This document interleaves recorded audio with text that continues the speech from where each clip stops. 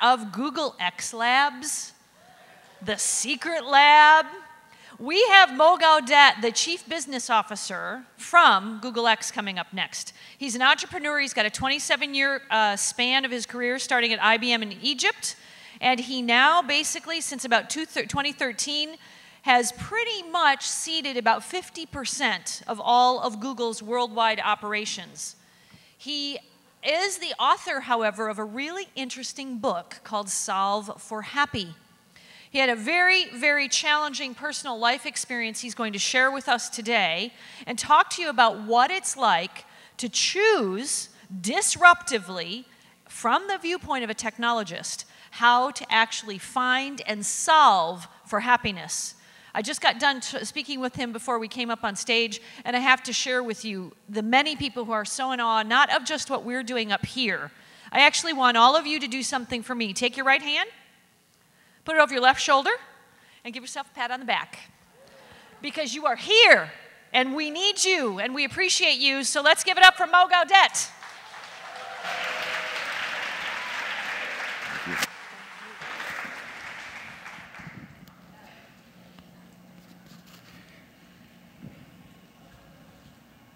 This is Ali. 17 days after Ali died. Ali is my son. 17 days after he died, I started to write. And my topic was happiness, the most unlikely topic for the situation. Ali was not normal. He was an incredible human being. He was unlike anyone I've ever met. He was the kindest, most honest, most devoted, most loving I have ever seen. He made everything he touched better. Anything he ever came across felt better. Anyone that ever interacted with Ali felt happier. And Ali was not only my son, I had him at a very, very young age. So we played video games together, we played music together, we read books together. We laughed a lot together. He was a very, very funny young man, and he was so wise. So wise that at age 18, I started to go to Ali instead of my bosses and my friends and my mother and others for advice. And Ali would always listen attentively and say nothing at all for a very long time, ask questions, and then give me a tiny bit of advice, sometimes 4 words. And it would completely change my life. At the time when Ali was 18, I remember vividly going to one of my best friends and saying, when I grow up, I want to be like Ali. And so when Ali died, I had every possible reason on the face of planet Earth to close my door and decay. No one would have blamed me if I spent the rest of my life crying, and I didn't. Our family didn't. I wouldn't say we were happy, I think that would be a big lie, but we were peaceful, calm, content. In an interesting way, we were what I describe as happy. Not having fun, not laughing, but happy. And during Ali's memorial, people started to come in the thousands. He was a very, very, very popular young man. Hundreds of people would come to our home crying. We would hug them. We would explain to them what we understand about life and death. We would explain to them what we understand about happiness. We would explain to them Ali's model. He had a tattoo on his back that said, "The gravity of the battle means nothing to those at peace." And so we'd explain that to them, and they would start smiling. If you walked across the corridors, you would have thought it was Ali's birthday, not Ali's memorial. His energy was present everywhere. Everyone was laughing, literally, remembering memories of Ali, and everything was okay. So after that, my friends started to come to me and said, you have to write this down. You have to put it in some kind of format that you can share with the rest of the world. So I started writing around 4.5 months later. I had 600 pages, and then, you know, when you find your life's purpose, the universe conspires to make it happen. So, so literally, a series of fortunate events. I was introduced to some of the best, you know, in the business of publishing. You know, one of the best agents in the business in New York, Michael Carlisle of Inkwell, who introduced me to all the big publishers. And then within a few months, I was published in more languages than I can remember, actually. And so And so Solve for Happy was written with an objective of sharing how we can be happy, but not from what we've shared mostly in the last 2.5 days. So when I started to look for my happiness, I was a businessman, an engineer, a control freak, the worst you can come across. And so when someone told me to meditate, I said, no, you tell me why. I need to understand why. I'm an engineer, I want to know what's going on, right?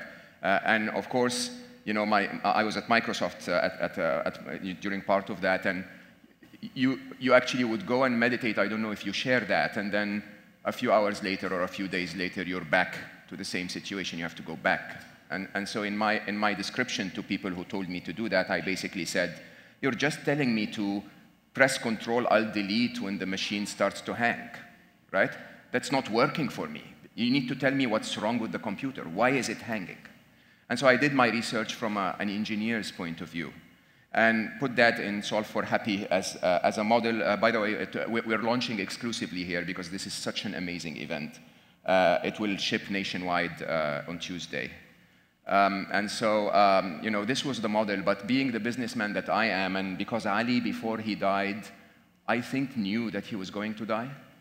He came to me around 4 days before he left, and he basically sat down with me and you know, my family, and he told each of us how much he loved us and how much he appreciated having us in his life, and you know, all of the impact we brought to him, and he really, really, really warmed our hearts, and then asked us each to do something. Of me, he said, well, you've done well in life, you've impacted so many lives, you know, working at Google and all of the other you know, technology companies.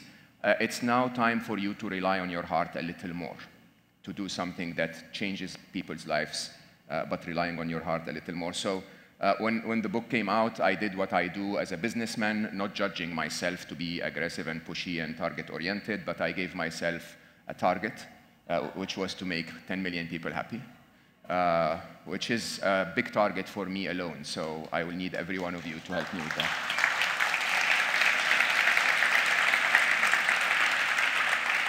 So let's talk a little bit about a slightly different approach. When you talk about happiness from an engineer's point of view, you become skeptic, you become data-driven, you want equations and data and charts, and you want an executable model where, almost like software, you know, if you consider this your operating system, is there a way where I can write 10 lines of code and run them every time I feel unhappy, and they would debug my system and get the system to work, right? And I know it's an aggressive target, but you know, targets are made to be missed. So that was the target I gave to myself. And so I started by asking myself, of course, why is happiness so hard to find? Oops, if I can advance. Why is happiness so hard to find? And you know, I speak to people extensively now. I've done this training at Google to hundreds of people. And people will give you a lot of reasons. You know, the world outside is not making me happy. You know, people are so harsh and aggressive. You know, I hurt my foot and I don't feel happy, right? And all of these are valid reasons, but they're covering up an underlying reason that I think truly is the core of the issue. And the core of the issue, have you ever gone searching for your keys when they've been in your pocket all along, right? And you get really, really, you know, frustrated, and you start to, you know, throw things off the desk and dive under the sofa, and how can you find them, right? People with glasses will know what I'm talking about, right? So, you know, how can you find them when they're with you all along? And truly, that is the reality of happiness. The first thing I realized was that as a machine, this Mo guy in front of you was the happiest young man ever. And then I engaged in life. And the more I engaged in life, the more I had to change my ways and become more and more unhappy. Right? If you really think about it, this is what happens to all of us, isn't it? If you think of any infant you've ever come across, we come to this world happy. We don't require a specific toy or, you know, a specific video game on the Xbox to be happy. We can play with our toes and be happy.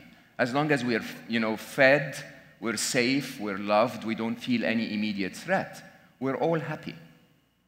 You as well, by the way, if your boss doesn't annoy you and you're not stuck in traffic and your boyfriend didn't say something, you know, rude or whatever, you're happy. What's left inside is happy. And in a very interesting way, in my definition, happiness is the absence of unhappiness. Right? In a very interesting way, if this is the case, then in technological terms, happiness is your default state. It's your default setting. Okay? It's like, I can see so many of you, holding your smartphones. You buy this smartphone, you take it out of the box, and the battery will last a full day. And, you swipe through and it works flawlessly. There is no issue whatsoever. And then you start installing apps on it.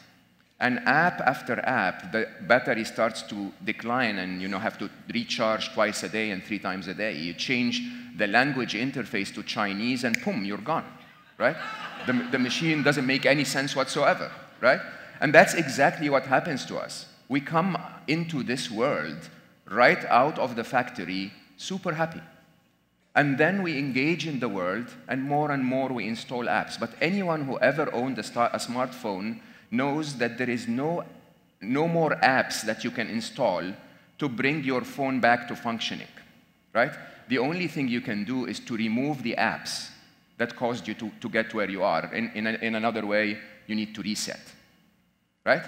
Now, when I got to that, I started to say, but what is it that I'm looking for? Again, engineer, businessman, it's like, unless I define the problem, how can I solve it?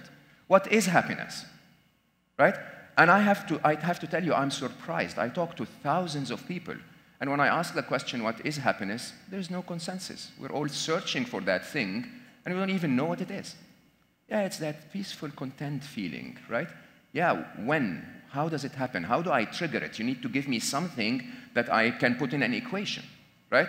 So I would normally ask you to do an exercise with me, but we don't have the time. So I basically did what we call line fitting. I could not have a common definition of happiness, so I started to write down, and I urge you to do this when you get home. I call it the happy list. I started to write down every instance in my life where I actually felt happy, okay? And I started to try and look for that trend line between them, because among all of these, there is one common pattern, and that one common pattern is the happiness equation. So these are examples of what I found, right? I feel happy when I have a good cup of coffee. I feel happy when I see my daughter smile. I feel happy when I learn something. I dance is not me, when I listen to music, right? But what's common across all of these? Maybe I should give you a couple of seconds to think about that. If you know what's common, you can regenerate it over and over. And so eventually I ended up with this. We feel happy when life seems to be giving us what we expect from life. When the events of life match our expectation of how life should behave, then we feel happy. When the events of life miss the expectations of how we think life should behave, we feel unhappy. It's as simple as that. Truly, for an engineer, it's as simple as this equation. Your happiness is equal to or greater than the difference between the events of your life and your expectation of how life should behave. And that thought comes into your head over and over and over every event of the day, because in a very interesting way, as I'll come in a minute, suffering is a survival mechanism. When you're unhappy, it's your brain telling you something needs to change. The world as it is right now does not meet my expectations, okay? For me to feel safe psychologically, not physiologically, I need to do something and change it. So, but is it really the events of our life that we factor into this equation? If it was the events of our life, I'm sorry to tell you, 95%, 99% of the events of everyday life for you are okay. You should be okay. You should be happy all the time. This equation, there is something underneath that is different. So I'm going to ask you to do me a quick favor. I apologize. I know the entire event was about making you happy, so I'm going to do the opposite, okay? I'm going to ask you to think of something that makes you unhappy. So this is a two-step exercise. I'm going to ask you to focus for 10, 15 seconds. Find something that makes you unhappy. Think about it and run it in your head so that you realize that the event is missing your expectation. Feel unhappy about it, and then I'm going to ask you to do another very simple task. The success at the end of this test is for you to do the task successfully and remain unhappy. All right? 15 seconds. Think of something that makes you unhappy. Okay. Can you feel it now? Right. So can you please add the numbers that show on the screen while you remain unhappy?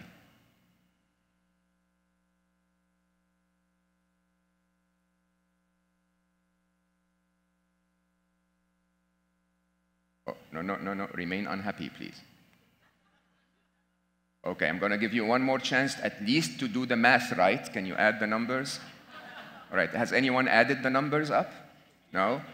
All right, there you are. Yes. And has anyone remained unhappy? Yeah. What happened here?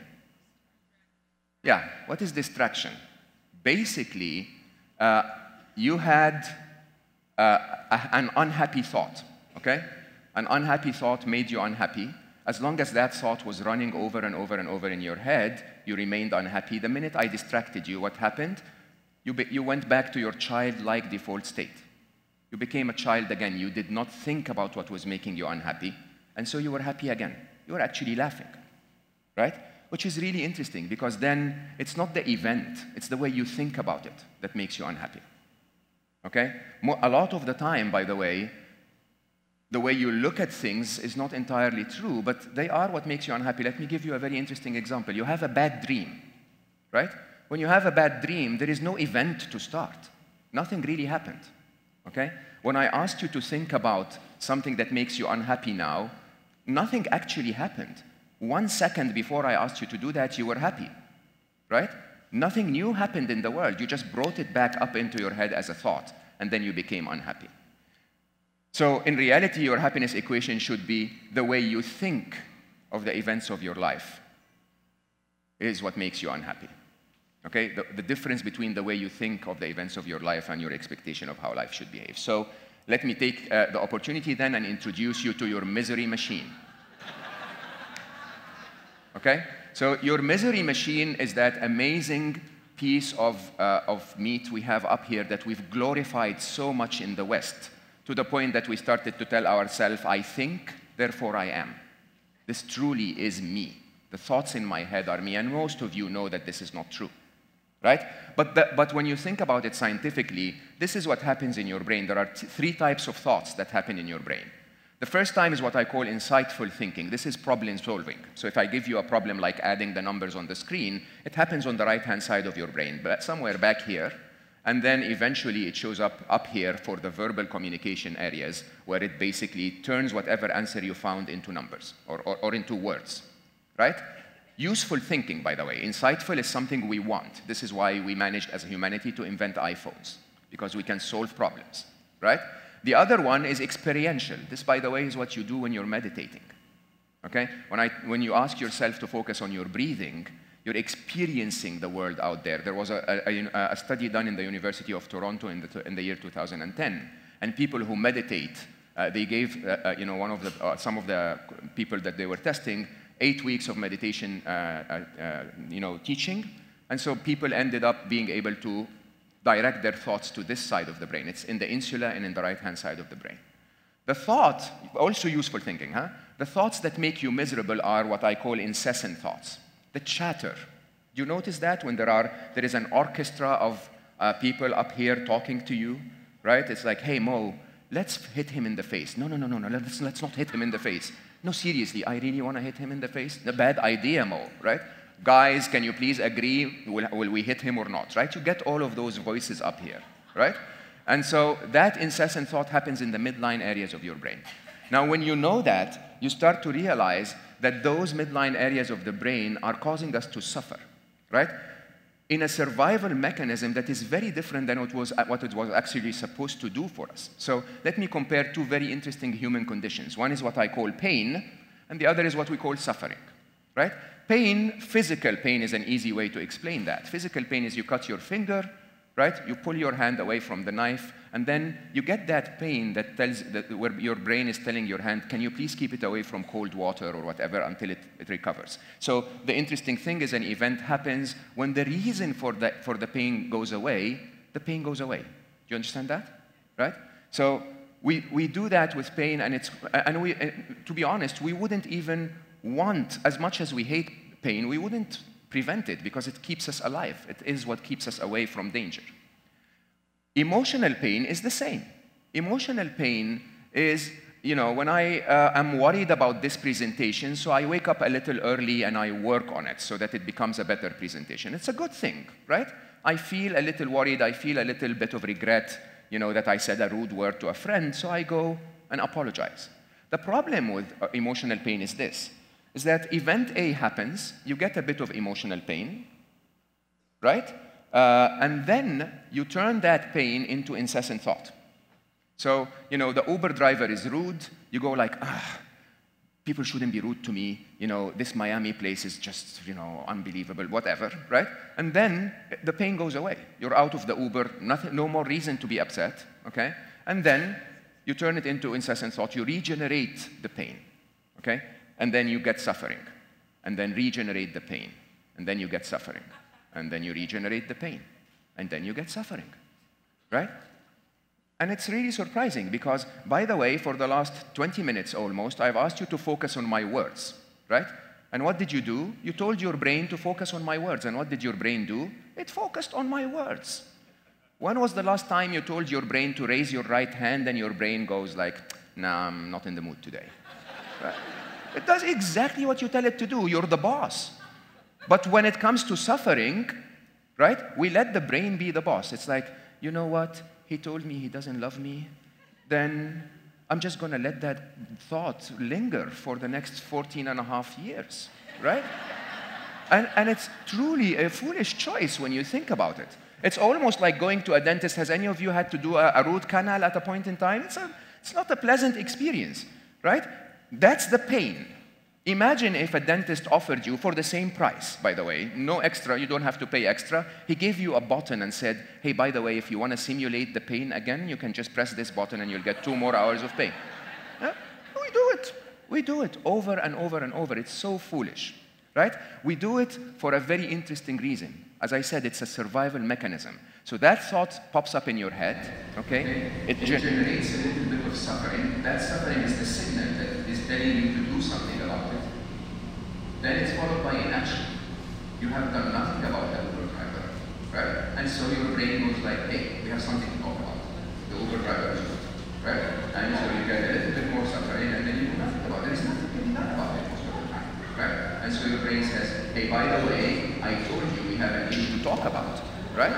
And it comes over and over and over, right? And by the way, you can cut that cycle in the middle by meditating, right? And when you're done meditating, what happens? Unless you turn meditation into a lifestyle, not a practice in the meditation room, right? What happens is you go out of the meditation and your brain goes like, what was that? You were numbing me for 2 hours? That's unacceptable. We have something to talk about, the Uber driver, right? And it comes back. I can see you can relate to that, right? Why do we choose to suffer? We choose to suffer surprisingly because to live in the modern world, we are trained to suffer, okay? And that, to me, was the biggest eye-opener ever. To become the chief business officer of Google X and be successful in life, I had to learn skills in the modern world that are very important for my success, very important for my income and my car and my smartphone. I had to buy all those things, and I had to do all those things in life, right?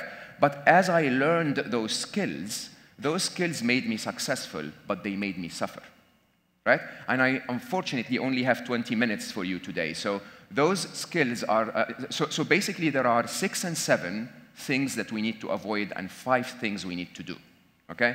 I'm going to list them for you, and then I'm going to direct you to some online resources where you can learn more about them. The 6 is 6 grand illusions, right? There are things in the modern world that we have to learn, okay, to be able to function properly. We have to glorify thought. We have to think that we're in control, right? We have to exert control all of the time. We have to feel upset when we're out of control. We have to manage time in a very interesting way. I'm now stressed because I'm 3 minutes over time, right? And all of those illusions are in no way what they are.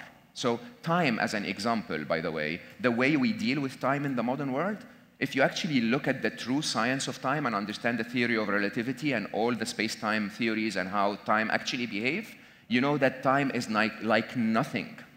It's nothing like what you're dealing with, okay? Time is so different. As a matter of fact, science proves to us that the only slice of time you will ever experience is the slice of now. This is why presence, mindfulness, I don't like to use the brand. This is why it works. Because that's the only slice of time you will ever experience. So what I try to do is I try to explain scientifically why those things are illusions. If you take them out, you become, one more minute. If you take them out, you will become happy a lot more often. Okay? You will solve the equation correctly. As you look at the world, you will have 7 features in your brain that have been created in the caveman years. Right? Those features are there to make you survive, but they make you very unhappy because they blur the truth as you see it. If you avoid the 7 blind spots, you will see the world for what it really is, and you will feel happier. But then, when you do that often enough, you will realize that life always meets expectations. That there is no reason to solve the happiness equation because there are 5 ultimate truths. Okay? Every event that's ever gone in your life will follow the 5 ultimate truths. So why be unhappy to start? So if you hang on to the 5 truths, you will be happy all the time, right? Can I go back and take 1 more minute? I don't know how to go back. Oh, okay.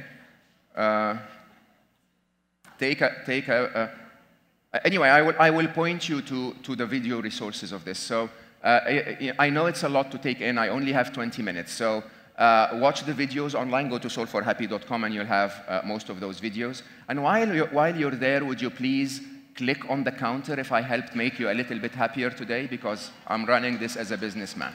Okay? And thank you. And one last thing before we finish, please. So truly, I do this because I love that boy. I truly love that boy. You would have loved him too. So if I managed to make you a little bit happier today, send a happy prayer for Ali, please. Thank you.